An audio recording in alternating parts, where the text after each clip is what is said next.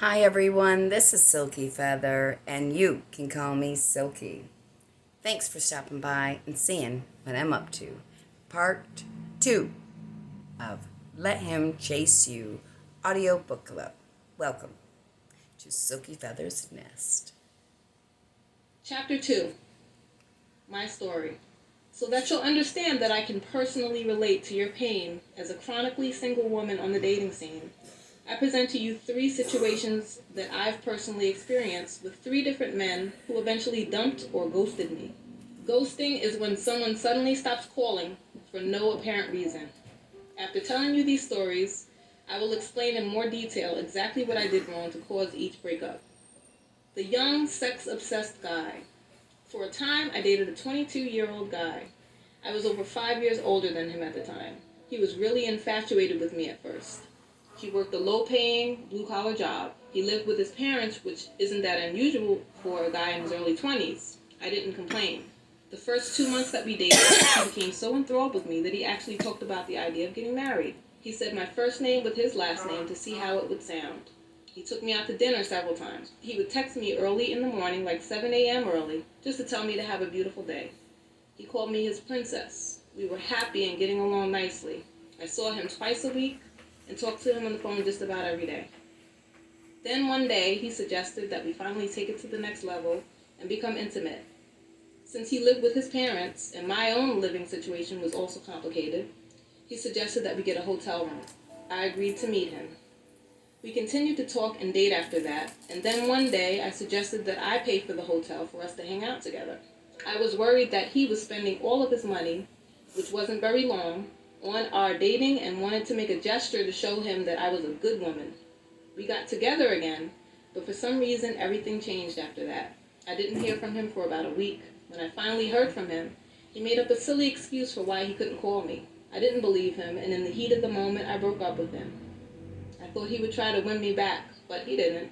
Instead, he just began texting me once in a while, late at night, asking me to come meet him.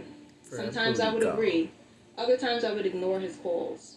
After months of this nonsense, I finally realized I was being played as a booty call / friends with benefits, and gave up on the whole thing. He didn't seem bothered at all. The baby daddy. I met a guy online who was my same age. He was okay looking, tall, laid back, sweet and chivalrous, which I like in a guy. So I was interested. He was very impressed with how I looked in person. He was a perfect gentleman, refusing to let me pay on our dates. He was a creative person, which was also a major turn on for me. I thought I might have found a winner. But I always caught him staring at my cleavage on our dates, and it was obvious that there was some serious sexual tension between us from the beginning. He waited until our second date to tell me he had a mini team of young children, one that was only born a couple of years before, all by the same mother. He also told me that he had an on and off relationship with his baby's mother for over a decade. He asked if that was okay, that I could run if I wanted to. I said, no problem, I love kids. Later on, he also admitted to me that he lived with his parents. He was in a transitional period after breaking up with his baby's mother yet again, but he had a good job and was a gentleman, so I didn't look down on him for this. Despite all these red flags, I decided to continue dating him. The very next contact I received from him was to request if we could get a hotel room. At first I said no, that it was too soon for that, but then for some reason I changed my mind and agreed to meet him. After being intimate, I felt we might have a connection. We went out on another date, and I told him that I felt comfortable enough to invite him over to my place. The next day, I decided to go online and check out his Facebook profile. His main picture was one of him and who I presumed to be his baby's mother together. I thought that was really strange, being that he was now dating me and claimed to be completely over her. But I didn't confront him about it. A couple of days after that, I texted him to let him know he could come over again the next day. He agreed and said he really needed to see me. That next day, he texted and said he was held over with his kids and that their mother was playing games with him. We postponed until the next day. The next day, he called me and told me about all of his baby mama drama. Instead of hanging out with me the night before, he had been over his baby's mother's house, arguing until the wee hours of the morning. I sat there thinking, this guy still wants his baby's mother. I don't know why I didn't see it before. A couple of hours later, my thoughts were confirmed. He called me again, saying that he wasn't ready to date anyone because he had to deal with his kids. I translated this as, I need to get my baby's mother back. And that was the end of that. Are you noticing a pattern here yet? The narcissistic city guy. This was another young guy.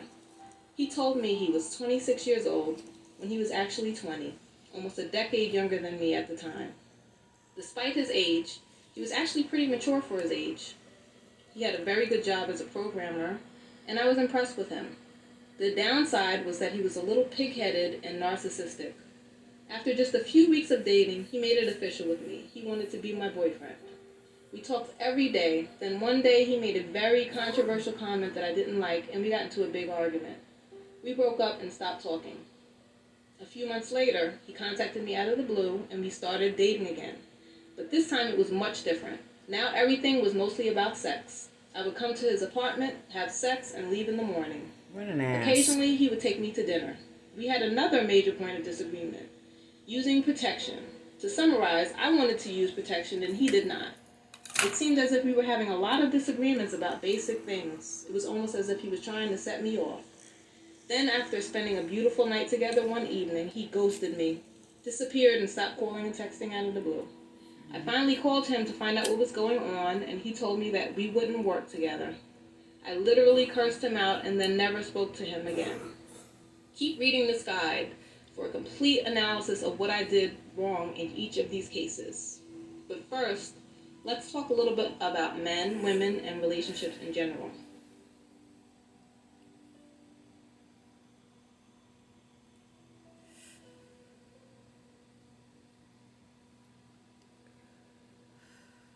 I think I'm gonna let this,